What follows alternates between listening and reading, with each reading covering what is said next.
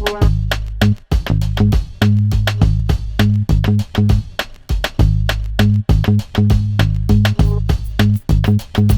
do you get in an organization when you get low morale?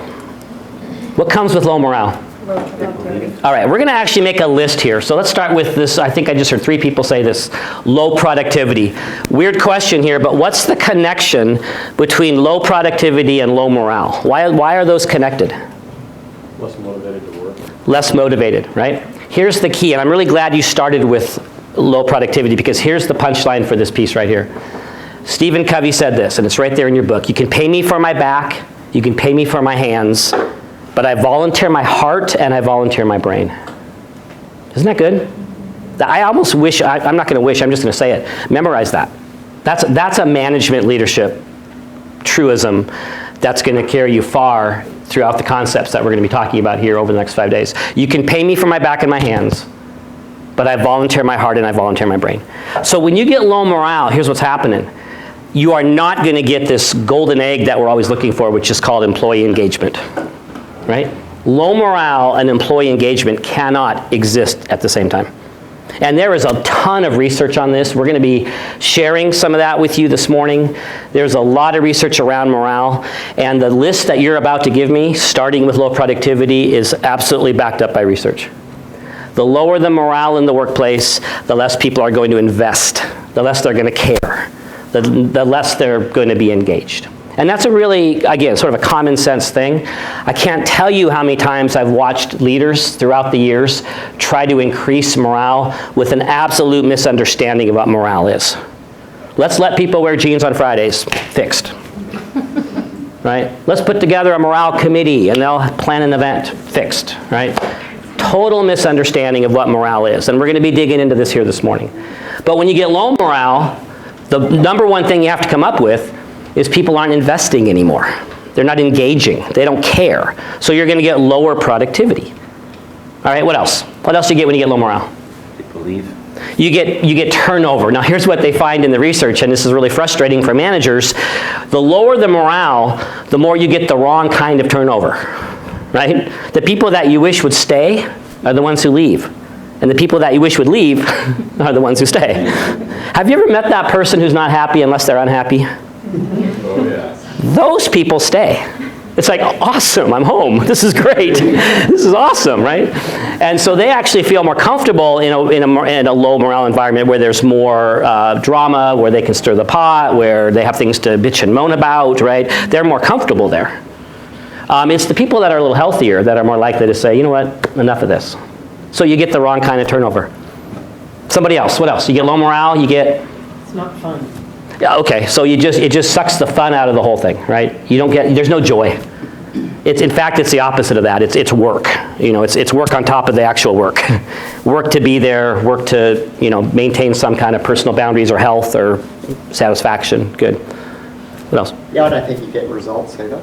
One more thing? And I think you get results. Oh, absolutely. Yeah, the lower the morale, the less able an organization is to meet their goals. Does that make sense why that would be, right? For example, you get more mistakes. Why is that? Because people aren't volunteering their heart and their brain. They don't care as much.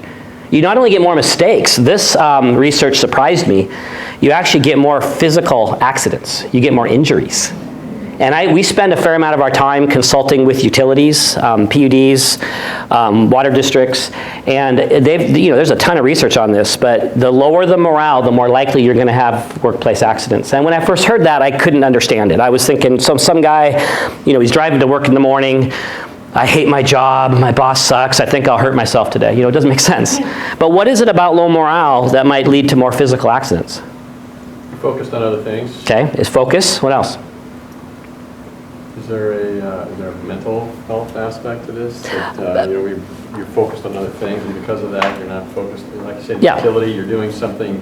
And you're not thinking about it. Yeah, exactly. It's very critical. A mistake could cost you electrocution. Right. Boom. Yeah, so you're not focused. What else about low morale? You might not be pointing it out to other people. You don't care? That's a good one. Say it again. You might not be pointing out to somebody Yes. else when they're doing something. Reporting.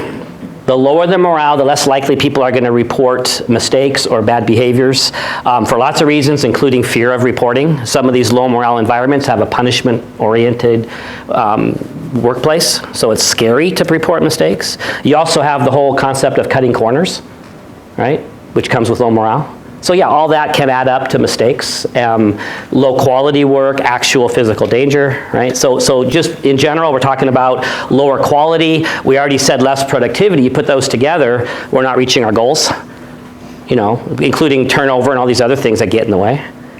We're going to do more, and just pause for a second. Please don't get depressed. We'll get happy in a few minutes, I promise. You'll see the other question coming up, right? It's right there in front of you. So what else do you get when you get low morale? It spreads. Yeah, it's contagious. You guys agree with that? In fact, again, we've interviewed thousands of people over the years, because one of the things we often do with our clients is we do 20-minute interviews of employees. We've done thousands. I personally have done thousands of interviews. Can't tell you how many times I've heard this. I come to work in a good mood, and pretty soon I'm not. It's about this contagious morale situation they have going on. All right, don't get depressed, but keep going. What else? Increase in absenteeism. Yes, people find reasons to stay home. They did a study on an auto plant in California, very low morale work environment in a very low morale industry. They found that for quite a while in this one plant, they could not build cars on Mondays and Fridays. The call-in was so bad, they had to shut down the line on Mondays and Fridays. What else? More finger pointing, less, Less ownership, Yeah. more blame. Yeah, in fact, let's list a few of these. I want you to create a category called junior high behaviors. Can we agree that people in a low morale work environment have trouble bringing their best self to work? That's not only obviously true, it is based on research. People have a hard time bringing their best selves to work in a low morale work environment. And so, not everyone, of course, but in aggregate, in general, you're going to find people that are going to be behaving poorly. And that's going to include everything from more blame and less ownership, gossip, recreational negativity, right? Where it's just, that stupid decision that was made 7 years ago. Let's just talk about it some more, right? Won't that be fun? Let's keep throwing around how bad our manager was 7 years ago. You get more sabotage, you get more paranoia. Please pass the salt. I wonder what he meant by that, kind of thing, You get more, less ability to assign good motives to people, but assuming the worst. Less ability or less willingness to let go of things that happened before. Less grace that we're offering toward each other. We get out of the mode of just remembering that you're a human being just like I am, and you're not perfect just like I'm not. We get out of that mode and we get more into that hyper-judgmental, hyper-criticalness. This, again, we all struggle with these behaviors, we all struggle with these mindsets at times, but in a low morale working environment, you're going to be accessing more of that, which of course creates its own vicious cycle, doesn't it? Those behaviors create more low morale, and so the cycle continues. Boy, that was depressing. All right, last call though, a couple more. Anything else you can think of that happens when you get low morale? Over here. Substance abuse. Oh, so people just check out in other ways. Yeah, good. What else? Good. Overarching with those, your teamwork, collaboration, synergy go down. Yeah, one of the biggest things that happens in a low morale work environment is a lack of creativity. And that comes from a lack of innovation, a lack of teaming, a lack of teamwork. People hunker in and get siloed, and it's every man for himself. On top of that, we're closed to new ideas. We're not open anymore. It's not safe to change. Now, we have to acknowledge, and we'll be talking about a lot of brain research over the next 5 days. Does it surprise anyone to know that human beings don't like change? That's just baked into us through evolution. But in a low morale work environment, people really don't like change. It becomes horrible, and people come up with all sorts of ways to passively and not so passively resist change, and to even sabotage change. And by sabotage, I don't mean, tire slashing sabotage. I mean, that's a stupid idea. It's not going to work. Here, let me show you it won't work. I'll make sure it won't work by not trying very hard to make it work, right? So change becomes scary and horrifying and all sorts of things. Anything else you can think of? Any last call on this one? Anything else you get when you get low morale? As if that wasn't already a... It diminishes your ability to recruit people. Oh, I'm glad you said that. I was going to forget this one. Newsflash, did you know that people talk about their jobs outside of work? What? I'm actually working with a client right now down in Portland. They can actually see situations where they haven't been able to hire who they wanted to hire because of the reputation. People talk about what it feels like to work here. So yeah, impacting our ability to hire. There's a couple others you haven't mentioned, and you probably would if I gave you more time, but how about customer service? One of my soapboxes I get on with clients is it frustrates me when I see these organizations that are just about to or have already invested a bunch of time and money into big customer service initiatives, but they haven't focused on morale first. It's not sustainable, and we've seen it over and over again. You spend all this money to improve customer service, but you're trying to do that with a group of people who don't have high morale. No way. It's not going to happen. How many of you ever been in a retail establishment or a restaurant and the person taking care of you clearly had low morale? You experienced that? Right? And that impacts then your feeling about that organization, right? I tell you what, that waitress who hates her job and is not being treated well, what she's not thinking as she's taking your order is, I really want to improve the reputation of this establishment.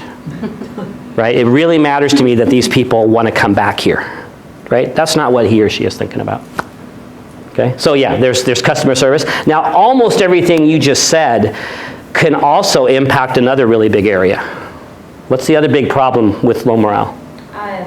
Impacted like legal risk to the company. Oh, there's one I hadn't thought of recently, right? Legal risk to the company. It's absolutely true. You get a lot more, you get lawsuits, you get people that are disgruntled, and a whole lot of disgruntled people create the potential for lawsuits. If you're in a union environment, which we are with a lot of our PUDs, you get a lot more union issues and complaints and investigations. How about the bottom line? Look at the list you just created. How many of those things could affect you financially? How many of those things could impact your finances? Like almost all of them? I mean, doesn't turnover cost money? Do you guys know what the recent research is on how much it costs a company to replace somebody? Anyone hear that before? It's at least 1.5 years of salary. Some studies say 2 years, right? That it costs that much to bring in somebody new. Right? How about customer service? Does that cost you money? Reputation?